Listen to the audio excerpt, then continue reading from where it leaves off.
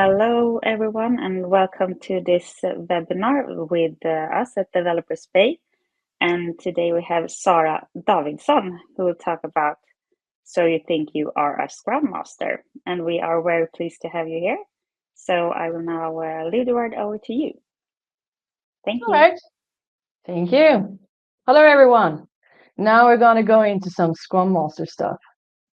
My name is Sara Davidsson, and I'm in the southern part of Sweden. And my journey is a little bit like this. When I had taken my bachelor at university within human resource management, my very first job was as a singer. I later came in as one of few trainees at a consultant company, and I was for the very first time introduced to agility and Scrum. This is over a decade ago. And I thought it made so much sense. So I've stayed in this business ever since, so far. And I have been a Scrum Master for numerous software teams and also hardware teams. And my main thing is not always about just the product itself, but about people dealing with change and constantly becoming better at dealing with change. I moved on, became also an agile coach, and now latest I've also worked as an enterprise agile coach. Today, I am a professional Scrum trainer through Scrum.org. I'm also recognized as an expert in enterprise coaching. I do train other enterprise coaches as well through IC Agile, and I'm also a professional coach through ICF. But my real passion is about working with Scrum Masters and the leadership at complex organizations. And that's what we're going to do today because Scrum Masters is really keen to my heart. So you think you're a Scrum Master? I think we have a poll right here for those of you who have welcomed in here. So let's take a poll to see if you're a Scrum Master today.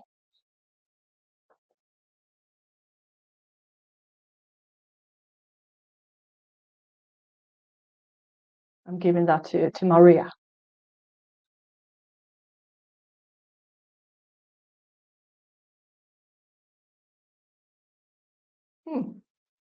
Yes, we have 50% Scrum Masters. Mm-hmm. 8% this says I think so, and 8% maybe, and 33% no. All right. So we have a little bit of each. You're very welcome anyway. All right, this is what we're going to go through. It's a pretty short one today, but this is the agenda. I'm going to share several of my mistakes, and oh boy, have I done many. And also the learnings I've made and taken it from working as a Scrum Master on the individual and Scrum team level to an entire organizational level.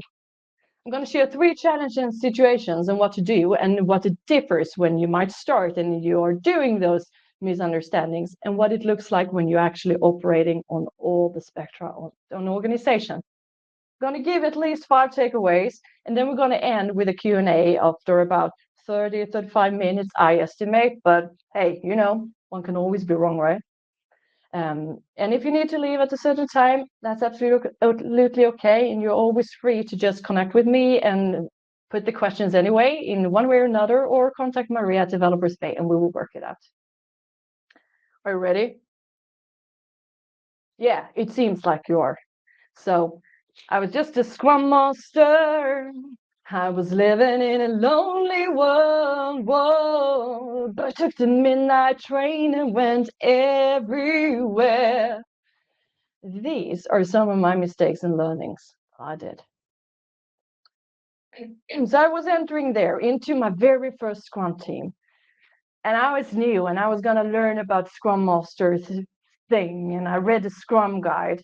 And these are some of the things that I did. Finally, I get to be the team boss. Well, I do not have any kind of formal authority for this Scrum team, but this is probably the closest I can get when I'm this new or young. I'm still young, but when at that time, and actually feel that I get to decide about things, because isn't that what a Scrum Master get to do? That I get to decide certain things? I'm the team boss. Yay! So we're starting up this Scrum team and we go, okay, so we're going to have these Scrum events. Don't worry, I send them all out to your calendars. and I write purpose, and I'm going to write outcome, and I'm writing the agenda. So you all know what's going to happen on all of these Scrum events. So you don't have to worry about that. And now when I actually have sent you the invitations, you don't have to worry about that. You have my name in your calendar. So now you know that I'm actually doing something. I go in on a daily scrum and I go every morning, every day. I will join the daily scrum. Stand up, stand up, stand up. Because we all know that we have to stand up on a daily scrum, don't we?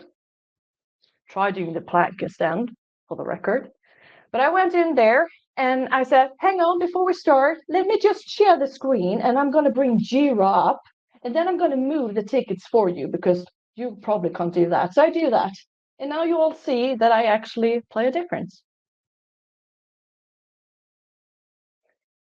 All right, so the daily scrum is starting. I go, okay, Michael, you can start. Tell me what you did yesterday, what you're going to do today, and if you have any impediments that I can solve for you.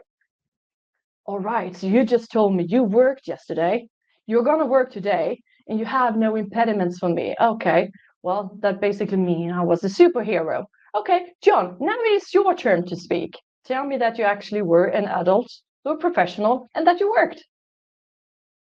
Because professional people need someone who points to them when they're going to talk.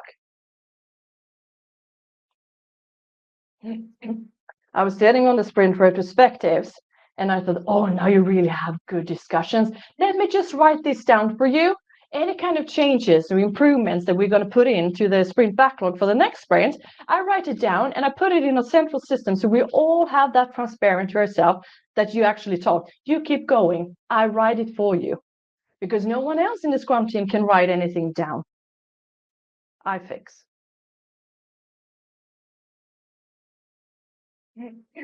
Okay, so here in Sweden, of all, if you're going to get closer to a Swede or a team of Swedes, we do that over a fika, which means a coffee break. You bring coffee or tea or some kind of cookies and pastries, and everything is happier in a way, you think?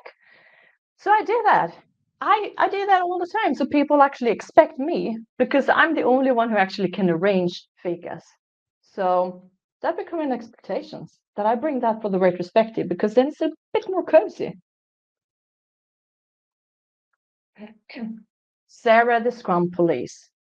Okay, so when the developers started talking about we don't want to do the sprint retrospective or we want to do fewer than 5 daily scrums, and I go, no, we're not doing that. Why? Because it says so in the Scrum guide and we're following that, right? And by saying that, I also acknowledge the fact that that is my greatest argument for not showing that we are doing the value we could be doing, and also recognizing the fact that we are doing mechanical Scrum, or what is also seen as zombie Scrum. That was done. But hang on, I'm not flawless. I'm still Sarah the Scrum Police, and you're going to see Sarah the Scary Scrum Police later on. Hang on. And into those daily scrums. And when they talk about impediments, as soon as I didn't hear they had any impediment, I thought to myself, well, that's because I have already arranged so they didn't occur. And when they occurred, I went, I'm going to fix this for you. So it's fixed to before it might happen for the next time. Because I want to be Sarah the superhero. And then you see that I work for you. I'm really protecting my team and I do everything for you. So you don't have to think apart from just produce work.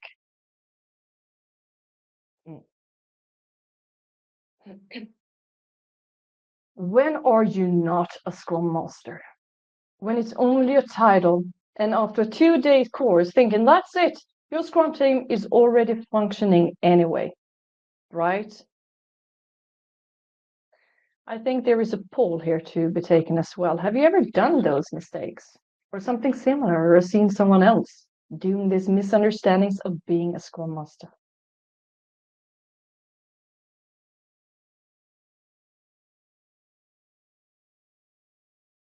Hanging in for Maria a little bit. Yes, we have 79%. Yes, I'm human. 14% maybe, and 7% I have seen other Scrum Masters do it. Yeah. Well, and you're all good. We are all human beings, so it's fine. And no need to be ashamed of anything because I've already done the most of the weird mistakes anyway. But I'm also giving myself permission to learn and develop. What do we want to do instead? When I go through these are called the 8 stances of being a Scrum Master and also misunderstandings of being so. And thank you to Barry Overweem for producing that white paper. But I'm going to go through the stances and what it might look like when you actually are approaching the Scrum Master accountability differently, when you've learned. Manager, you can also see there is a cross there, and that is because it was taken away from that white paper because it was so misinterpreted. I still find a value into it, so this is how I see it and how I approach it. You will hear me around teams. I will ask you, are you okay? And here in Sweden, that would sound like, hey, are you okay? Yes, I'm doing okay. How are you? I'm okay too. And that's it. Well, I'm not going to stop there, because when you say, I'm okay, and I will ask you, what does okay mean to you? What does that look like for you? Or when I notice you having a less good day, I will ask you about that. And I will try to be there for you. How can I support you?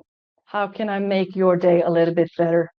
And maybe at times that is just letting things be. Or, which I often get into, being the safe space for people to just allow themselves to be human beings and talk about life. And that's fine. That requires listening. I will do that for you.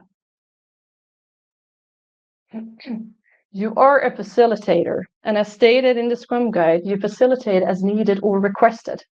A huge misinterpretation in being a facilitator is that you only make people and allow the voices, and then you are intervening yourself. Well, the big thing about being a facilitator is your neutrality, not your opinions, not your thoughts. You're working to enable the voices to be heard and driving towards that already set agenda or the value outcome or whatever you have agreed upon to do before. But it's not about you.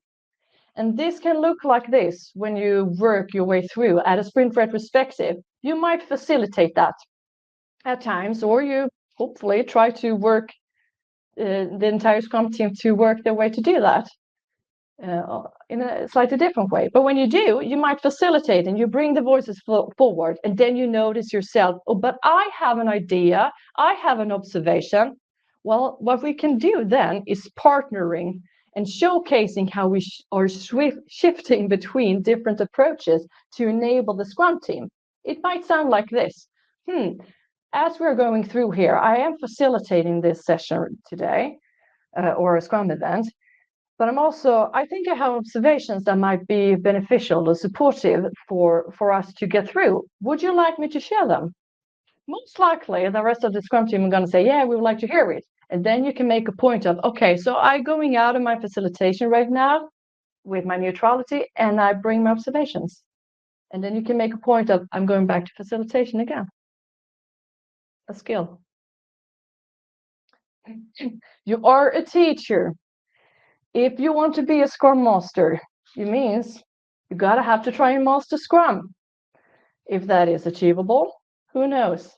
But you're gonna be the teacher and the trainer for both individuals, for the Scrum teams, or for the entire organization of what it means to actually adopt the Scrum framework. It's not about being agnostic, and it's not about, per definition, doing by the book, because there is no such thing as by the book. There is mindset and approaches and behaviors and certain things we are following and trying to achieve and make our way through. And you need to teach those around you what that really means. Because it's going to be so easy for a lot of people to say, we have all these meetings and we're adding extras. Go back to the value. Each Scrum event is defined to expect something and adapt something to enable the real communication of value to thrive. You will act as a coach. And this is a very particular skill as well, because you might apply agile coaching, if you can even say that that is a thing. But if it is, it also requires a lot of knowledge and skills in adapting different approaches to catalyze what the teams and the systems and the organizations need. You might not interfere it with just professional coaching as well. There are coaching questions, there are questions, and there is having a conversation. And you need to know the difference on how those dialogues work. Piece of cake, right? But everyone is calling themselves a coach. It's not just about sharing, it's about enabling a safe place to be a thinking partner for people to bring their true capacity without compromising on the well-being. And you need to learn and understand when the different approaches is beneficial for that person, for that team, or for that organization in that context. You need to act as a mentor. Mentor, it means that you have more experience in certain topics and that you're willing to share about that. Be kind to your mind. It doesn't mean that you need to be the oldest one in the room, because there's even such a thing as reverse mentoring. When younger people as well, they're bringing their perspectives of life. They have a lot of learnings they have made about life or other kind of topics, and you get to learn from that as well. But the important thing here is with competence and seniority and authority comes an accountability of making things better for more people. And you need to recognize when you need to take that approach to enable others to take your experiences and do whatever they need with that to enable them to develop forward.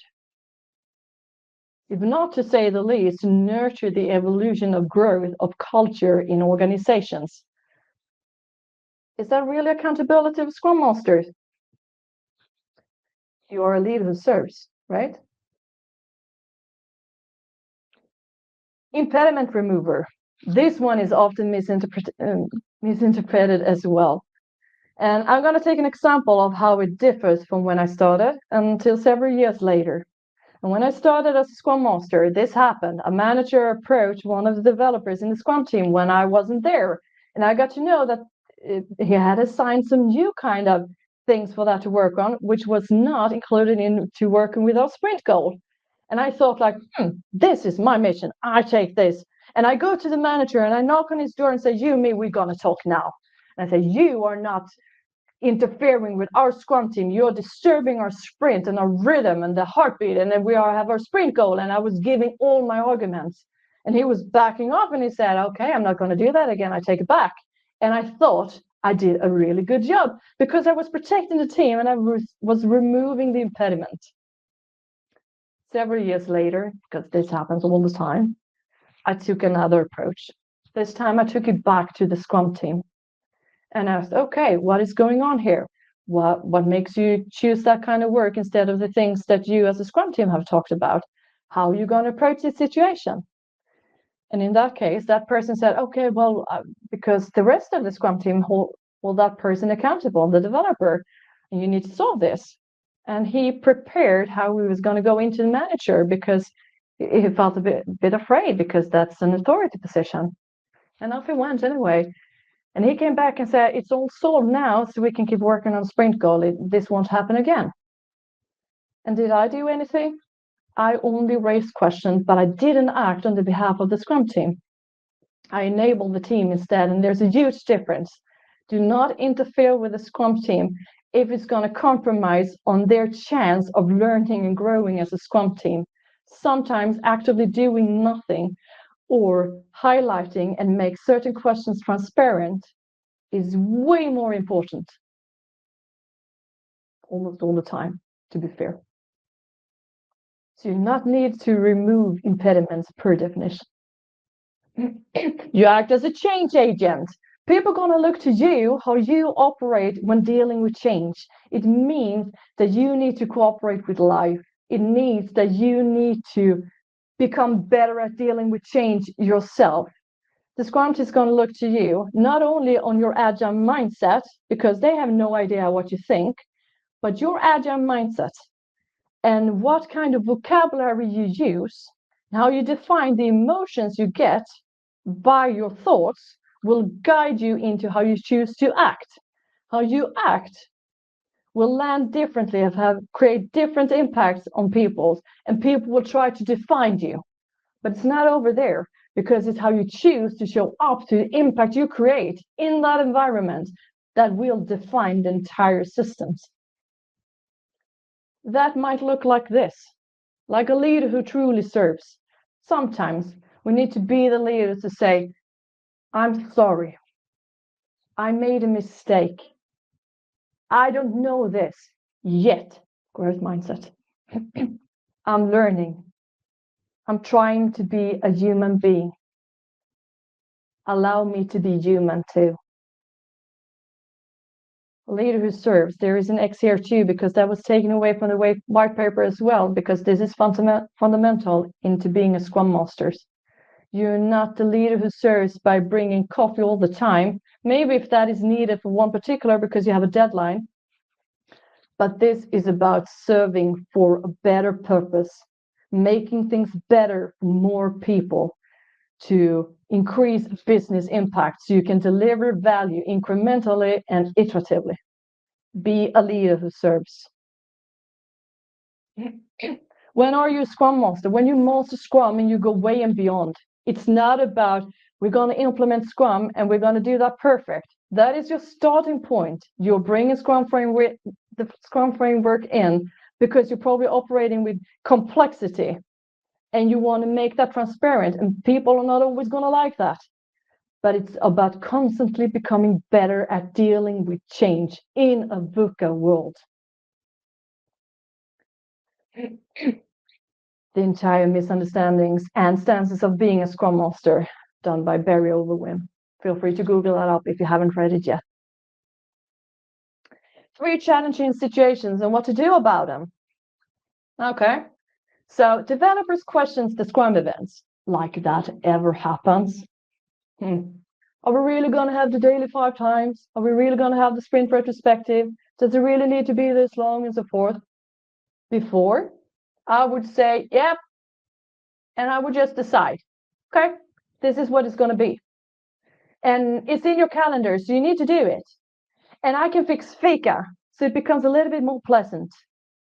And since I am Sarah the Scrum Police, that's what we're going to do, right? Because the Scrum Guide says so. Today, I wouldn't have taken that approach. I would probably ask, are you okay? I might need to teach and train what it's really about. I might offer that I facilitate as needed or requested.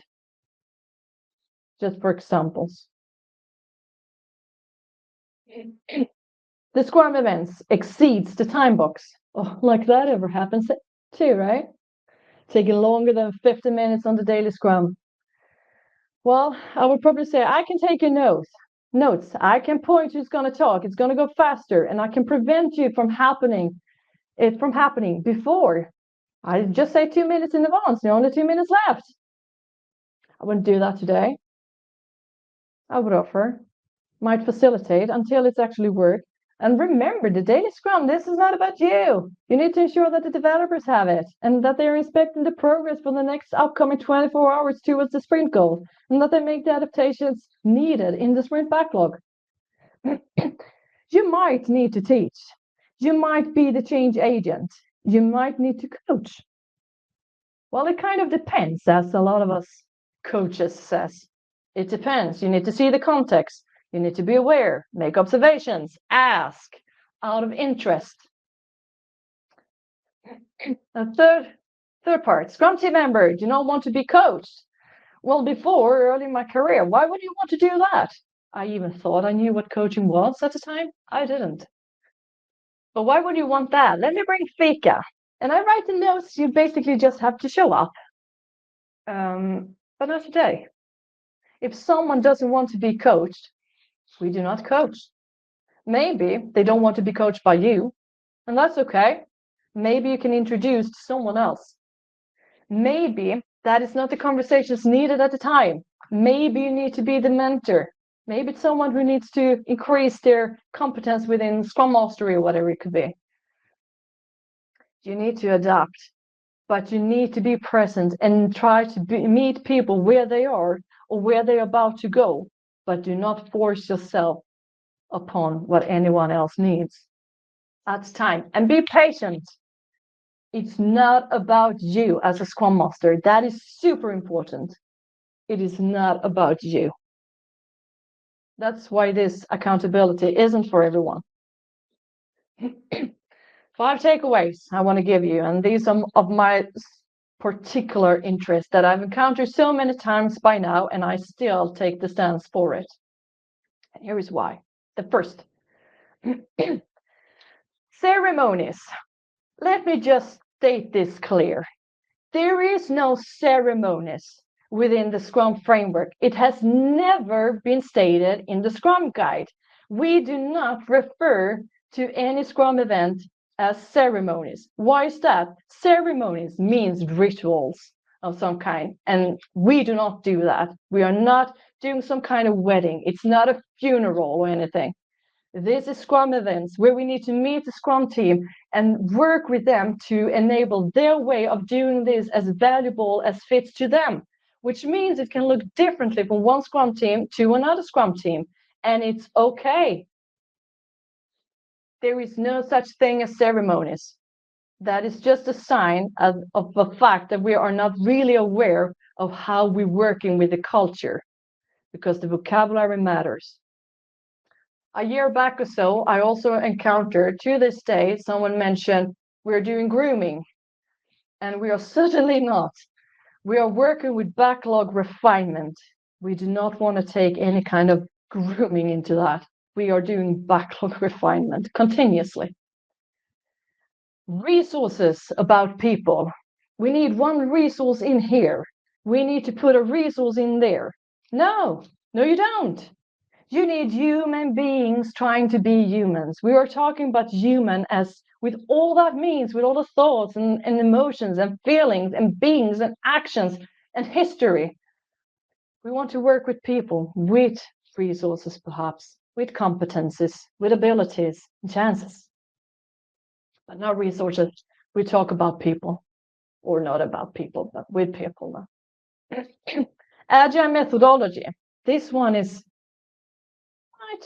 a bit provocative. I would state like this. If agile ever was a methodology, was it even agile at all? The vocabulary matters. There are differences of processes, methodology, frameworks. We need to understand what kind of vocabulary we use because it plays such a huge part in how we operate and the culture we want to define. There is a huge difference in defining I am angry, I am feeling angry, I am feeling frustrated. That is me creating 3 different stories that I'm telling myself, which will guide me into my actions. What story are you telling yourself? I mentioned before, do not protect the team. If you need to protect your team, you also acknowledge that there is an inner threat, an inner organizational threat. And if that is the case, then it is your job to go and try to make that transparent, catalyze if needed, or bring that up so people get a chance to work on it. Because if you are a Scrum team and there is some kind of silo, for example, and you need to protect them from someone else, no, you don't. You need to go to that organizational impediment and work with that. Not just stand with your Scrum team and protect them. Work your way forward. Enable people to bring their true capacity because people have so much more capacity if they only have a leader who serves, who are able to enable that capacity to come forward and thrive, and especially collectively. It's such beauty and magic when you get teams or systems or even entire organizations to bring that forward. It's not about you. You don't have to be the superhero. Enable empowerment. I hear a lot of people talk about, I as a Scrum Master, I enable empowerment to the developers. No, you don't. You do not have formal hierarchy when it comes to developers or the product owner. We have no hierarchy in the Scrum framework. You can work with enable empowerment. You can work with people enabling their own empowerment, but you do not have that authority. And it's fine. Work with how people actually can bring their own empowerment into action and learn from failures or learn from mistakes, and even better, learn from when they actually success, because there is such beauty in that when people actually, this really worked, and you can go, wow, that's awesome. What do you think they made work? How can we do more of that that really worked for you where we're not equally as strong? Bring that skill. Your favorite Scrum event? Oh, mine, by the way, sprint retrospective, and a little bit of the daily Scrum too, because it happens every day. But here's the thing. It's not about you. I can have that favorite and it's going to cost my ego. Because at one point, the Scrum team, even though I did the sprint retrospective, and yes, I did those, I created them, I put theme, I had creativity, and I brought a lot of goofy, what I thought fun stuff. So to the extent the Scrum team, they didn't even want to have the sprint retrospective, and I thought it was all because of me. And it hurt my ego. Until the point we took the sprint retrospective away. And here's the thing, it was not about me. And I realized that. So I thought to myself, I have to be way more creative with this. And how are we going to work this? So a week later, we were sitting at a coffee table, and I overheard some of the developers, they were talking about, we need to work our definition of done. And maybe we should bring in BDD. And they started to talk about things like that. And I thought, and I asked them, is this a retrospective come flying by? So I noticed them in the action, they still had a need to inspect and adapt their different improvements they could be doing. And I gathered that a couple of times. And then we came back to, and I could ask them, would it be valuable for you to have a forum where you could deep dive into this and improve interactions and DODs and stuff? And they say, yeah, we think that would be really beneficial. And I took it that way. And you see what I did? It was a sprint retrospective coming back. And at the end, it became to be called the same thing, because I asked, should we call it a sprint retrospective? But I had to put my ego aside, because it is not about you. It is okay to start somewhere and keep going. We all start there. And as you just see, I was totally vulnerable here. I've made a lot of mistakes. I try to laugh about them. I try to be kind to my mind and allow myself to be a human being too. And it's fine. But the most important thing is what we're choosing to do with the impact we create, and how we take accountability to move forward, to constantly try to become a better of tomorrow. Because today we have a global crisis when it comes to excellent leadership, and we need so many more out here, leaders who serves to work for a better culture, for a better evolution, where people are allowed to be people and being met as they are.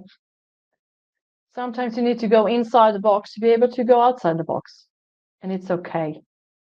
And bring people, try to reach out to people where you can learn, you constantly thrive and become better, maybe even excellent.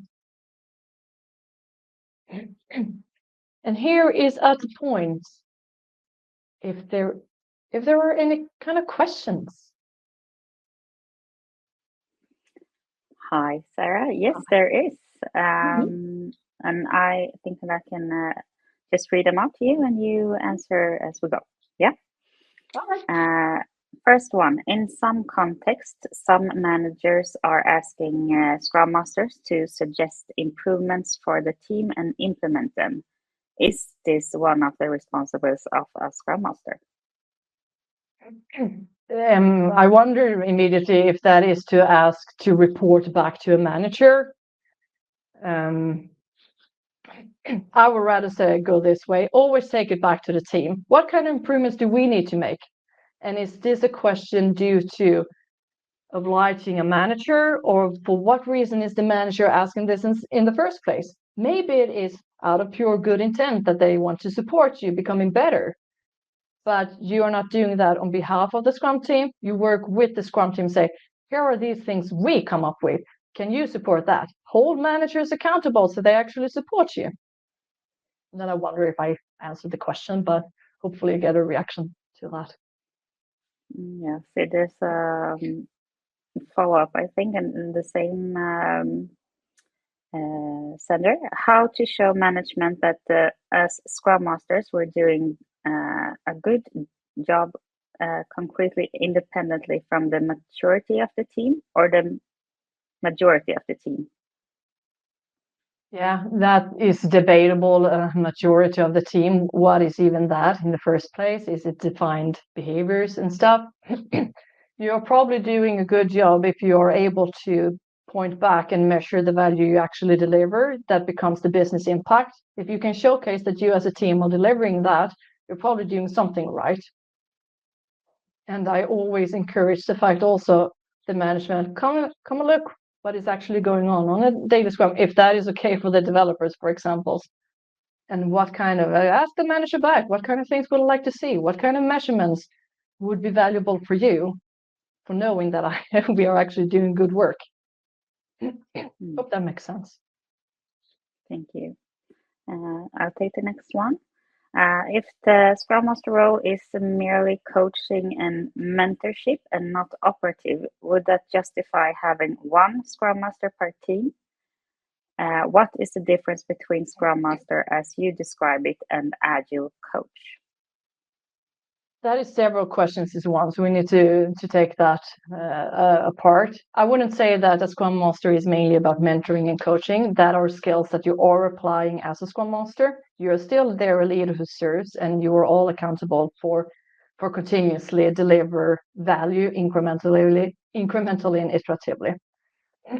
That is the first part, and then the second part was about the difference of a Scrum Master and Agile coach. Yeah. A Scrum Master, you have probably one team. You might have more, but you need to showcase that you actually are delivering that value, because Scrum Masters, you can't showcase any kind of value they deliver for the Scrum team. Why are you going to have more? Then you risk becoming only the one that conduct the Scrum events, and we do not want that. We want true value of it. An Agile coach operate with more than one team, is not operatively into just one specific team. Then you're supporting several, and that can look differently because there are different takes. You can be transformational coach and work on organizational level. You could be enterprise coach for that, or you can work as an Agile coach, just supporting several teams as well. But a Scrum Master, then you work in a Scrum team with this setup to work with the Scrum framework. Hope that answers it. And if not, is how do you measure that value on the same? I would recommend going into evidence-based management, for example. And there are several perspectives. You can either work with that, or you also go back to the organization and ask for what kind of measurements is here that we actually are delivering value. So you can point to the numbers you're delivering. That's my first recommendations. Thank you. And what is your opinion on the title name Scrum Master versus, for example, team coach? Yeah, well, if you're a Scrum Master, then you really need to understand your Scrum framework. When you are a team coach, then you need to put a lot of more emphasis on the coaching part, because we have so many today that doesn't honor that profession of either Scrum Master or coach. Then you really need to understand how you coach. And I would say it's not that common that a lot of people understand the difference of how you coach and what that conversation look like and how it differs professionally, Agile coaching or coaching questions or just questions. If you're doing Scrum Mastery, then you work with the Scrum framework and not any kind of made up version of it, but the Scrum framework. And that is because I am a professional Scrum trainer, all of that. So yeah, I'm very keen on that. We're keeping the profession as it is, just as I do when it comes to coaching. Great. And here's another one. Do you have any comments regarding estimations? Yeah. Yes, I do. I take any kind of hat on, and I take these questions as if me on a personal level, and that I do not represent the PhD part and all that. But oh my gosh, well, we're putting so much effort into those estimations. Even when it's necessary to actually make this clear, this is not my PhD talking now. If we need that to enable discussions to understand that we have a common view on what we're going to do to produce value, good, that is a starting point. But I'm so curious about not using that and still deliver continuously value. Because I think at times I've been a part of several Scrum teams, it takes so much time and effort, and it doesn't increase the value. It just makes us compare an 8 to a different 8. My highly personal thing. And how to enable team members to engage in Scrum events. Take it back to them. Ask them, what would it mean to have a valuable event? What does engagement mean to you? How can we make this work so it feels good for us? What are things we have learned from before that when we were successful, if we have anything in the past? What are things we need to come up with? How can we make this comfortable for us? Go back to why is this Scrum event taking place in the first place? And how can we make this tangible? Ask, show pure interest in where they are. And do not take the fight. Just let things be with that. Like, okay, I really hear you. I take that in. It doesn't mean that you have to agree, but you need to ask the questions to enable them to actually come forward. That is often my strategy. I use my questions. That is one of my most powerful tools. And my calmness. And here's another one. Is it a role of a Scrum Master to assess and set the objectives of the team at different phases and set up challenges for the team? No. Let's here's an example. Let's say the team is already delivering good amount of SP each sprint and stable. No, it's not the Scrum Master. You're working in a team. So you are not putting the objectives. You work with the team. You are not assigning anything. People want to take things or you create together. That is not your job. Good. And might be the last one here. Okay, no, more to come. So what was the conclusion on who runs and book meetings? Anyone can do that. Yeah. Anyone can do that. I can be a little bit more pragmatic or sneaky with it nowadays. Like if we're starting up a Scrum team, sure, we can get just going. Like I might book the first 2 weeks, perhaps. Then it's up for discussion. Who can take this forward? Do we need a booking in the calendar in the first place? Who can do that? And it can switch.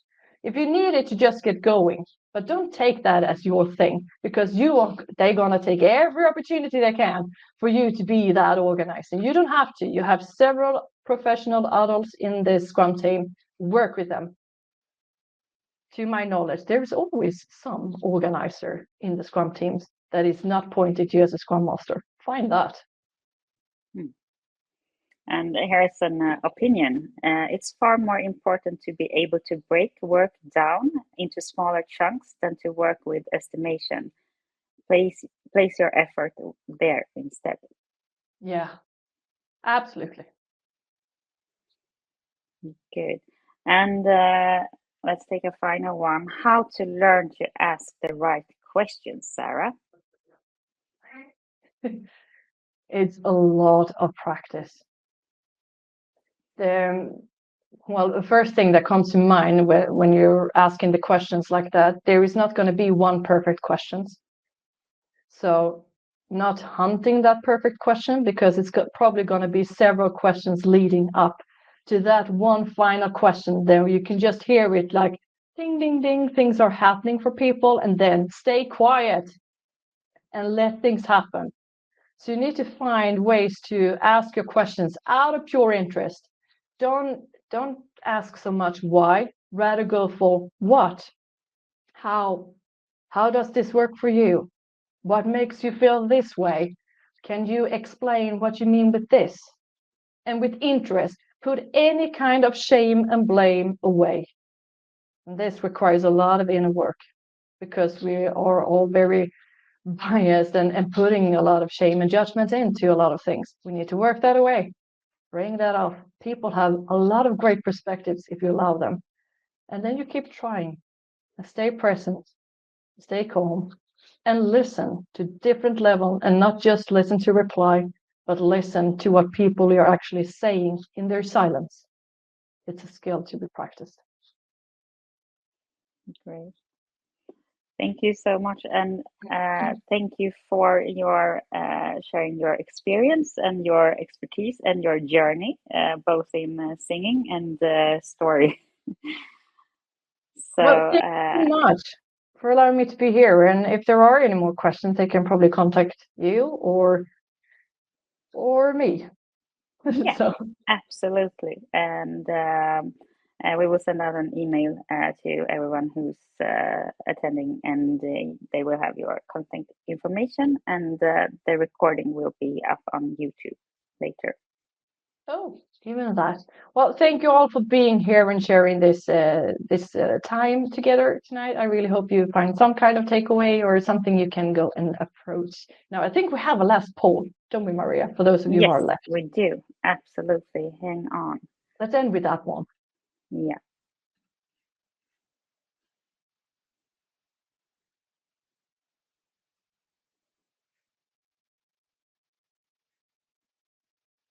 Let's see.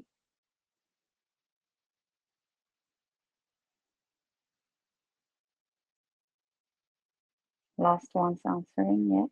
And there we go.